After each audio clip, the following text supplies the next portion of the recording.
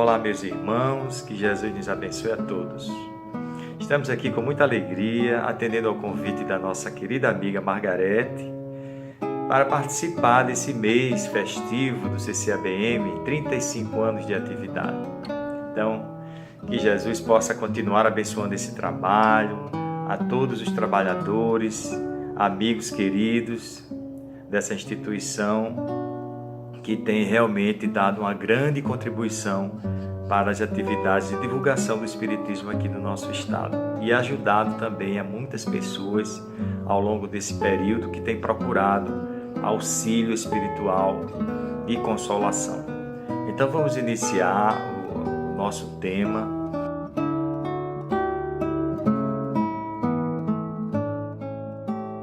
Nos foi solicitado para falar um pouco sobre a caridade, fazendo uma reflexão em torno do que vem a ser realmente a caridade.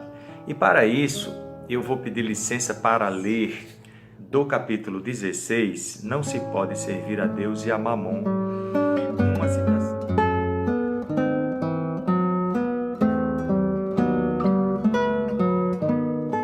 Então um jovem se aproximou dele e lhe disse: Bom mestre, o que é preciso que eu faça para adquirir a vida eterna?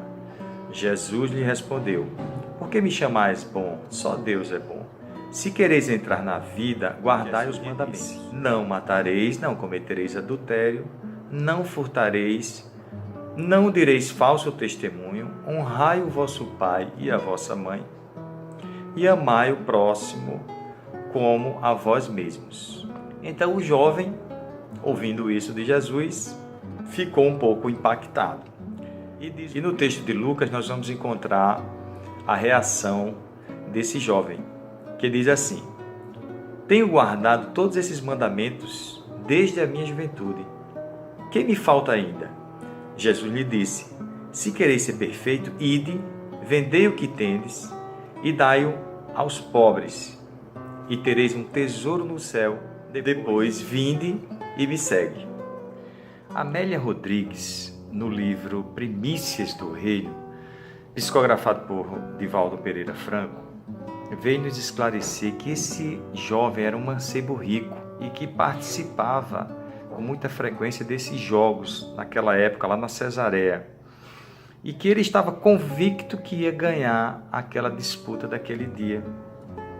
Após essa cena com Jesus, ele se dirige com os amigos para o local onde iria ser praticado o esporte.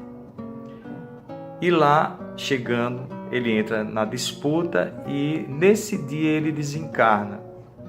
E ela conta que ele pensou, no momento da sua morte, ele pensou nas palavras de Jesus, convidando-o para uma nova vida. E ele não teve força espiritual, força moral para abandonar aquela vida.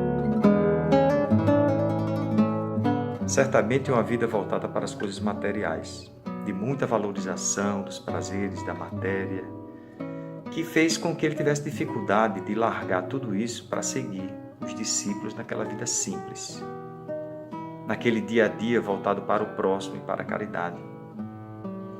Então, meus amigos, nós hoje enfrentamos o nosso mundo interior.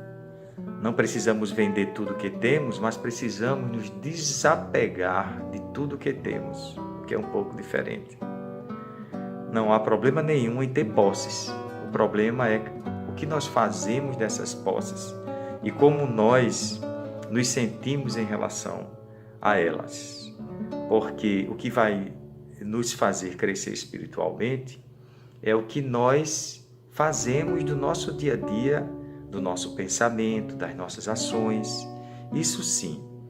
Então, buscar a caridade dentro desse contexto, dessa primeira passagem que nós lemos, é realmente se desprender de tudo que nos impeça de ser bons, de fazer o bem, de olhar para o próximo com amor, com respeito.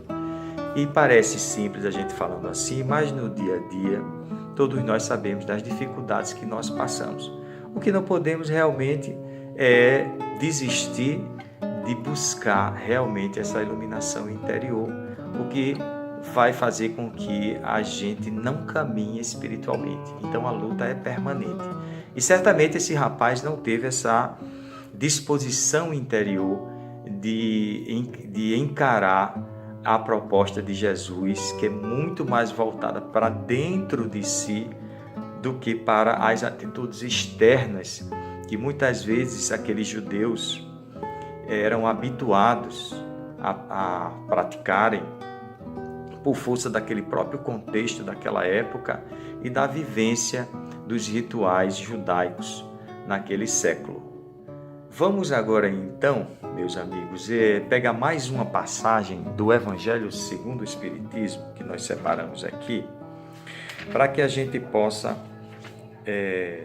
compartilhar com vocês. Então, Paulo nos diz na sua Epístola aos Coríntios o seguinte: agora, estas 3 virtudes, a fé, a esperança e a caridade, permanecem, mas entre elas a mais excelente é a caridade.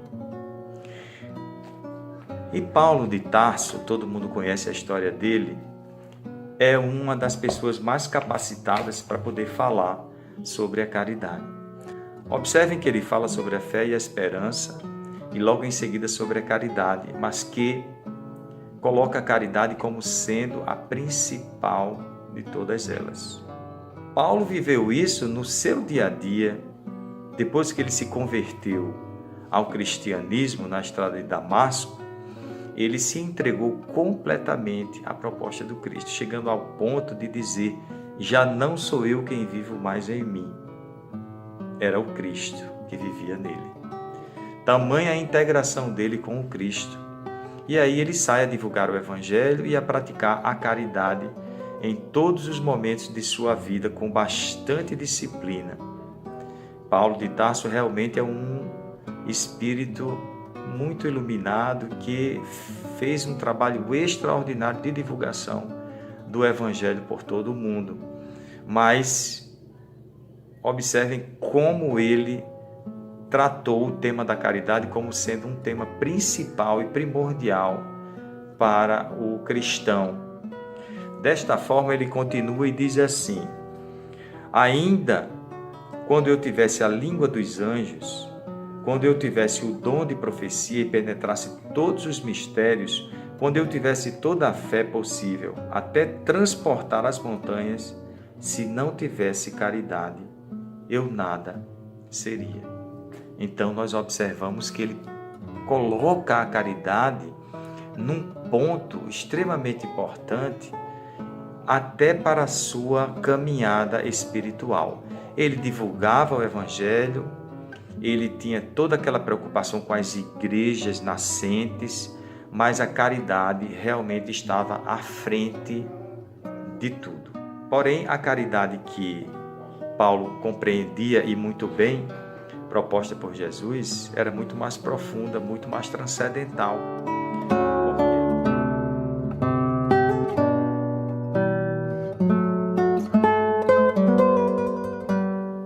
Então, Paulo de Tarso era um homem muito espiritualizado. Certamente ele praticava o autoconhecimento, um termo tão conhecido hoje dos espíritas. Por isso a sua grandeza espiritual. Ele se conhecia, sabia o que precisava vencer.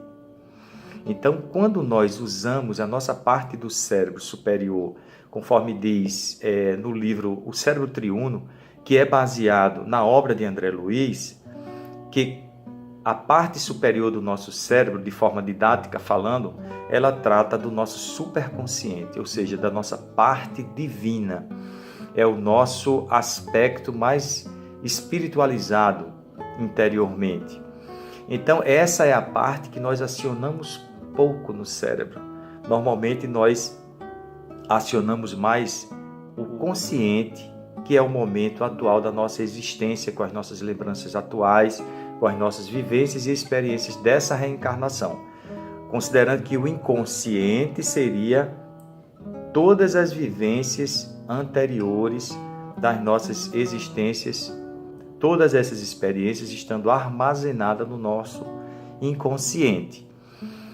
Então, quando passarmos a acessar mais essa região do cérebro, que quer dizer igualmente a buscar nos conhecer para vivenciar mais momentos de espiritualidade, quer seja no dia a dia com as pessoas, com o nosso próximo e principalmente com o nosso próprio pensamento, procurando disciplinar, procurando buscar sempre uma paz interior que vai nos proporcionar mais estabilidade espiritual e psicológica, obviamente, e isso será transmitido, claro, para o nosso corpo material.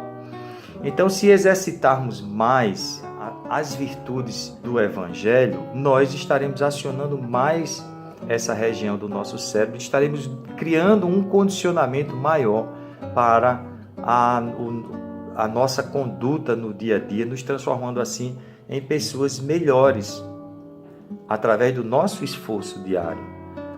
E aí a gente vai começar a sentir a caridade como uma necessidade nossa, a necessidade de fazer o bem, de compreender e de perdoar, porque estaremos acessando essa parte superior do nosso cérebro.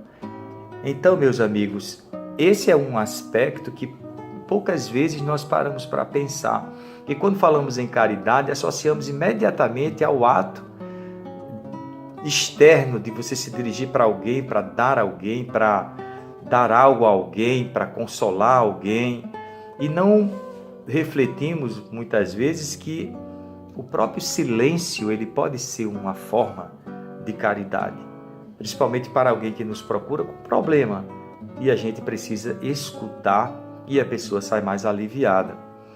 São formas de ver diferente o que é realmente a caridade. E aí cabe a cada um, não há uma fórmula, porque se tivesse, todo mundo tentaria adquirir essa fórmula, mas não há, porque somos pessoas completamente diferentes, com experiências diferentes dessa vida e de outras existências, com expectativas diferentes, com buscas completamente diferentes.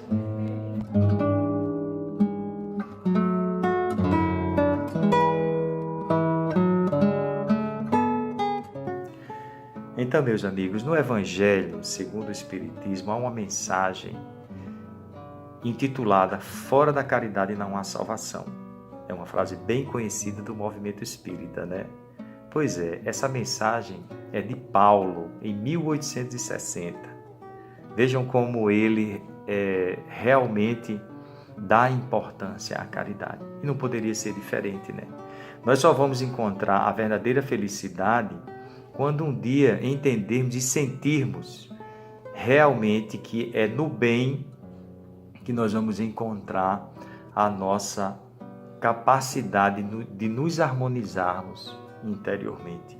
Cada vez que nós fazemos um movimento de encontro a alguém para ajudar, nós recebemos de volta todo esse bem que estamos a fazer. E aí a gente vai se harmonizando, criando luz, fortaleza interior dentro de nós, para que a gente possa vencer tantas dificuldades que nós encontramos no decurso das nossas existências materiais. Dificuldades como essas que nós estamos passando agora, por exemplo. São muitas coisas, são muitas situações que devemos buscar nos fortalecer nos ensinamentos que nós temos à luz da doutrina espírita, porque aí nós vamos estar aproveitando as dificuldades para o nosso próprio crescimento espiritual. Então, que possamos realmente ter a caridade como uma meta. Se ainda não fazemos completamente, se o nosso viver ainda não é totalmente desprendido do nosso próprio egoísmo, que nós possamos começar a tentar olhar para o próximo com mais amor, com mais carinho, com mais atenção, procurando respeitar mais, procurando escutar mais, procurando orar mais pelos que sofrem. Esses são os caminhos e tantos outros para realmente o nosso equilíbrio espiritual. Essa é a jornada que nos cabe como almas imortais.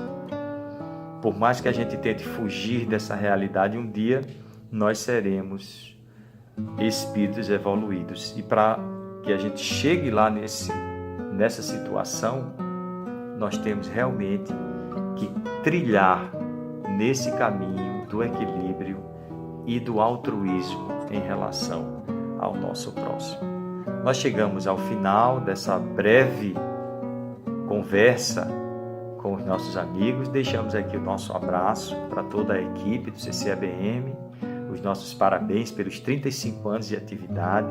Vocês viram algumas fotos aí que nós colocamos e eu espero que possamos todos ter esse sentimento de busca pelo nosso crescimento. A exemplo aí desse trabalho maravilhoso que vocês viram aí nas fotos, em Massaranduba principalmente, mas houve também um congresso por muitos e muitos anos no Centro de Convenções e realmente levando o Espiritismo à população do Rio Grande do Norte e fazendo esse trabalho de caridade social, de promoção do ser humano, como realmente vem sendo realizado lá em Massaranduba. Parabéns a todos.